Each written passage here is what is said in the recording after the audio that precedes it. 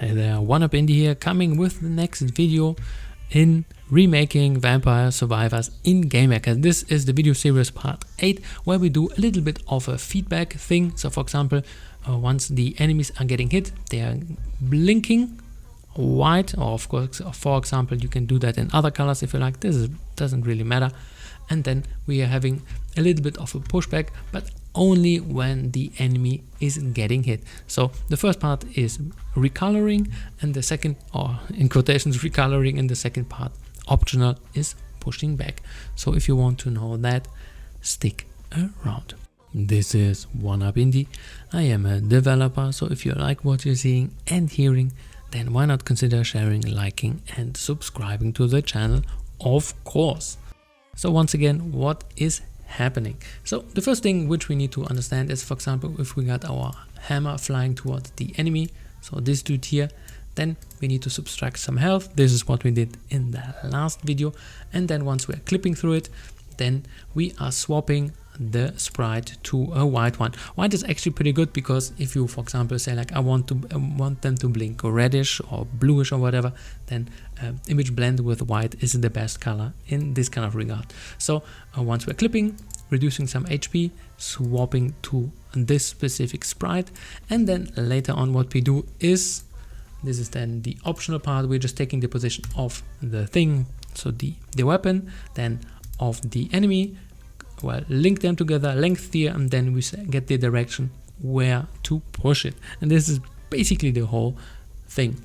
Alright, so the first thing which we need to establish is to have two sprites. So very important in this substitution system is that you have a regular sprite and then the white version, which is just basically the same thing but colored completely white. And therefore, well, enemy 1 white, enemy 1, and then the same stuff for enemy 2 and enemy 2 white. So the first thing which we need to give the enemy player is two more variables which are important for sprite swapping. So we have two variables which are called SPR and SPR white, or you can call it sprite white, or whatever, it doesn't really matter, or sprite substitution.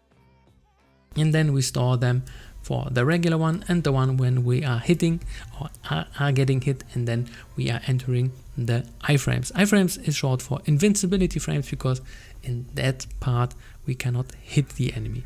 So what do? Well, we just give, well, our individual enemies the individual sprites, so the regular one and the white one, and then we can basically close that and go into the weapon, because here we do the distinctions. So first we're just checking like, hey, is the sprite index the same as the regular sprite? So sprite index, oh come on, index, here we go, is equal to SPR, so our regular sprite.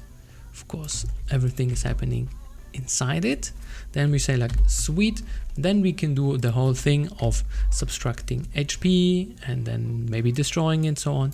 Then the whole thing, if this is not applicable, so basically if we don't have our regular sprite attached to the enemy, then do nothing and ignore the whole code here, which is the idea behind. And of course, for now, we need to, of course, set it to this specific new sprite, which is the SPRW, of course, once again inside the enemy. So for example, if we start it, then we are basically having and creating an invincible enemy army, because now they are white and nothing is happening, because now we are pretty much ignoring damage code. So here we need to establish a thing which is resetting the whole thing. So let's go into our object controller, and we can actually abuse our system, which we are looping with our alarm. So every 20 steps, or 3 times a second, we are doing something, so the depth sorting, but here we are resetting. So resetting the sprite, or whatever you want to call it. So if the sprite index is SPR, so here once again we are inside all of the enemies. Then we're just saying like, okay, if it's the white version, then we want to reset it back to the regular one. So SPR, and of course set it.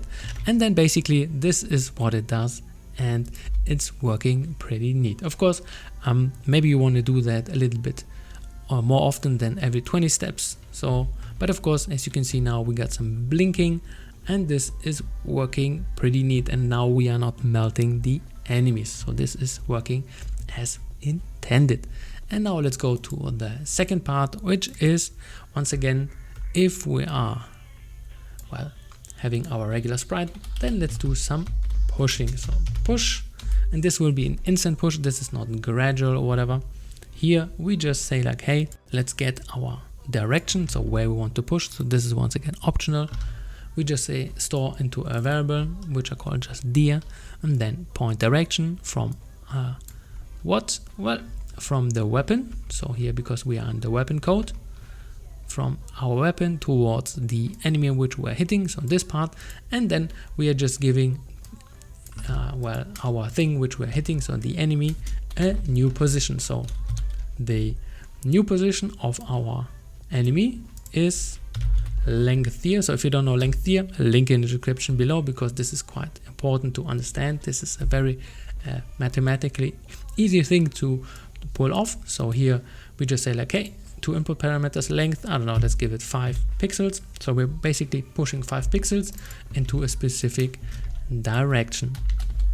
But of course we need to do that for the Y version, or for the Y coordinate of the enemy also, a length DRY, and then we are pretty much finished with everything in one sweet fast go. So let's see how that looks. And then as you can see, we're just pushing, but we can only push once we are hitting the enemy, and this is of course working pretty sweet. And of course later on I would recommend to do the push of 1 pixel or maybe less or whatever, so it's not that kind of drastic, because I can push them quite a lot. But of course this is for demonstration purposes. Alrighty, that was it then from this part. Next video will be a little bit of spawning, then we do the menu, and then we're pretty much finished with this mini series. Have a good one. One up indie.